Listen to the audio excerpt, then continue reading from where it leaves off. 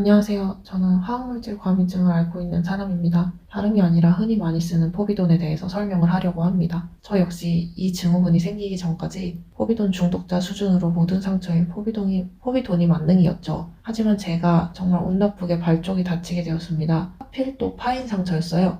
살이 자랄 때까지는 계속 관리해야 되고 발이라 또 회복 속도가 느립니다. 아시는 분들은 아실 겁니다. 근데 제가 포비돈을 바르고 나서 굉장히 많이 좋아졌습니다. 하지만 어느 순간부터 포비돈을 바르고 나면 상처가 나아진다는 느낌보다는 상처가 점점 붓기 시작하더라고요. 저는 그게 세균 감염인 줄 알았어요. 근데 서울대 출신의 동네에서 좀 잘한다는 외과에 가니까 이거는 세균 감염이 아니라고 딱 잘라서 말씀을 하시더라고요. 그리고 촉진을 하면서 만지시는데 저 역시 세균 감염이었으면 아팠을 텐데 만졌을 때 어떤 아픔이나 가려움도 없었습니다. 그리고 피부 겉에 상처가 심해지고 붓는 게 아니라 피부 속에서 약이 들어간 그 속에서 붓는 그런 수세였어요. 그래서 외과 선생님은 당장 포비돈을 쓰지 말라고 하시더라고요. 그렇게 해서 저는 포비돈을 안 썼습니다. 그리고 제가 포비돈을 바르고 나면 부정맥 증상이 굉장히 너무 심했어요. 살다 살다 저는 부정맥이라든지 심장질환, 기저질환도 없었는데 이게 부정맥이다 싶을 정도로 24시간 널뛰기를 하더라고요. 게다가 이거를 넘어서서 피가 혈액순환이 안 된다는 그런 느낌을 굉장히 강하게 받았고 정말 숨을 쉴 때마다 혈액 공급이 안 되는 그런 느낌이었어요. 그래서 포비돈을 안 쓰기 시작했는데 왜 이러지? 이런 생각이 들었고 그래서 본능적으로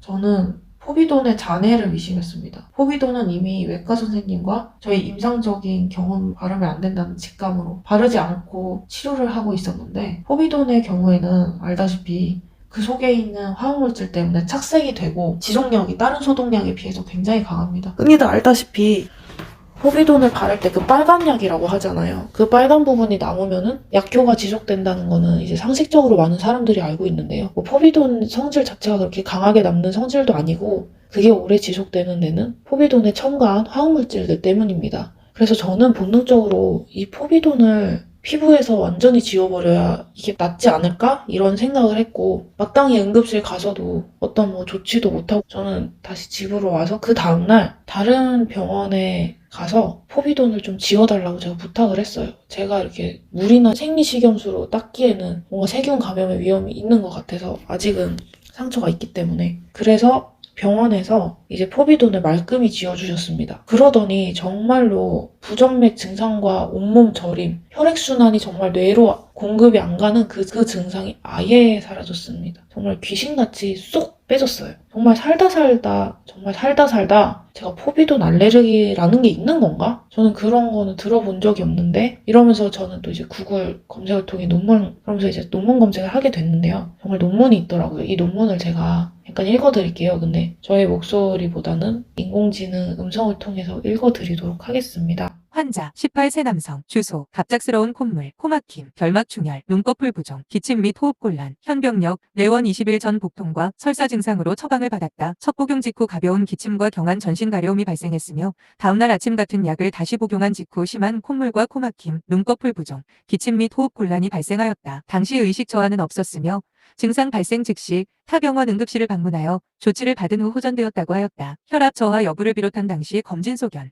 치료를 위해 투약한 약물 등에 대한 외부 병원 기록을 확보하지 못하였으나 약물 노출 후 갑자기 시작된 피부 및 호흡기 증상이 동반되었던 점으로 볼 때 약물에 의한 아나필락시스였을 가능성이 높을 것으로 보였다. 과거력, 혈관 운동성 비염 외에 만성 질환은 없었다. 내원 2년 전 다리에 깊은 상처가 생겨 상처 부위에 베타딘, 포버돈 아이어틴을 도포하고 약 5분 뒤 모간이 붓는 느낌이 들면서 양측 눈이 심하게 가려웠다고 하였다. 이어 양측 결막이 붉어지고 눈꺼풀이 부었으며 코막힘, 전신 가려움, 두드러기 및 호흡곤란이 동반되었으나 목소리 변화는 없었다고 하였다. 증상 발생 즉시 타 병원 응급실을 방문하였고 치료 후 증상이 호전되었다고 한다. 이후 증상 없이 지내다가 몇 달 뒤 찰과상으로 베타딘을 상처 부위에 도포하였고 5분 뒤 또 양쪽 눈과 몸 전체가 가려운 증상이 발생하였다. 이후 베타딘의 피부 도포를 중단하면서 유사 증상 없이 지냈다고 하였다. 가족력 및 사회력, 부모 및 형제 중 알레르기 질환을 진도로 의심되는 사례를 보고하는 바, 알레르기 유발 물질로서 포비돈에 관심이 필요하겠으며 극미량이 포함되어 있더라도 약품 정보지에 충분히 안내될 수 있도록 관심과 주의가 필요하겠다. 자, 이렇듯이 정말 흔하게 쓰이는 심지어 어렸을 때부터 제가 애용했던 포비돈의 알레르기 혹은 과민한 반응이 있는 사람이 있다는 것을 알게 되었고 저는 그 후로도 이제 맞는 소독약을 찾고 있는 중인데요. 근데 워낙 이 경우도 그렇고 저도 그렇고 사실 특이한 케이스는 맞아요. 그래서 저의 추측으로는 포비돈의 원료라기보다는 포비돈 속에 있는 화학물질, 그러니까 약에 있는 화학물질로 인한 부작용이 아닐까 싶습니다. 뭐 실제로 이 논문이나 다른 글들을 보면 그 속에 있는 화학물질이 더 문제일 수 있다, 뭐 이렇게 추측을 하죠. 이렇듯 맞는 약으로 알려진 포비돈에도 부작용이 있으니